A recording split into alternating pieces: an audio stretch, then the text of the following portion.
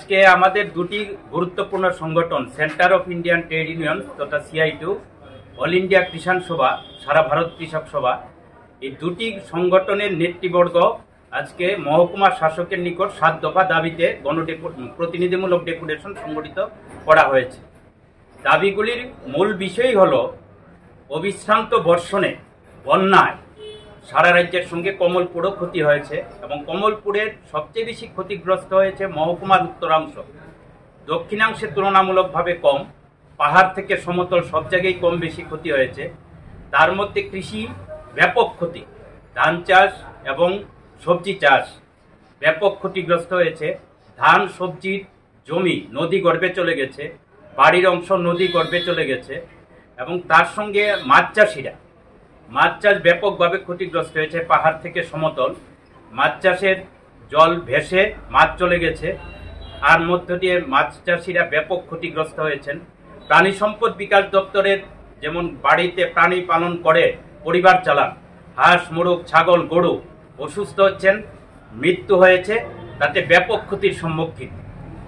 ঘরে জল প্রবেশ করেছে, ঘরে ফাটল দেখা দিচ্ছে, ঘর এখনো সেতে থাকার অবস্থা নেই। শরণার্থী শিবিরে এক রাত্র কেউ ছিলেন, পরদিন চলে গেছেন। এখন এই অবস্থায় সাধারণ রোগ, বিভিন্ন জলবাহিত রোগ দেখা দেওয়ার একটা অবস্থান তৈরি হচ্ছে। আমরা এই বিষয়গুলিকে সামনে রেখে 7 দফা দাবিতে মহকুমার শাসকের নিকট আমরা দাবিগুলি উত্থাপন করেছি। মহকুমার শাসক দাবিগুলি খুব গুরুত্ব দিয়ে দাবিগুলি বোঝার চেষ্টা করেছেন এবং যুক্তিগতা স্বীকার করেছেন এবং ত্রাণ দেওয়ার ক্ষেত্রে কিছু বৈষম্য, কিছু অনৈতিক কাজের কিছু খবর আমাদের কাছে আছে। রাজনৈতিক রং দেখা যাচ্ছে। আমরা বলছি রাজনৈতিক রং দেখা যাবে না, প্রকৃত ক্ষতিগ্রস্তরা যেন সাহায্য পায় তার জন্য প্রয়োজনীয় পদক্ষেপ গ্রহণ করা।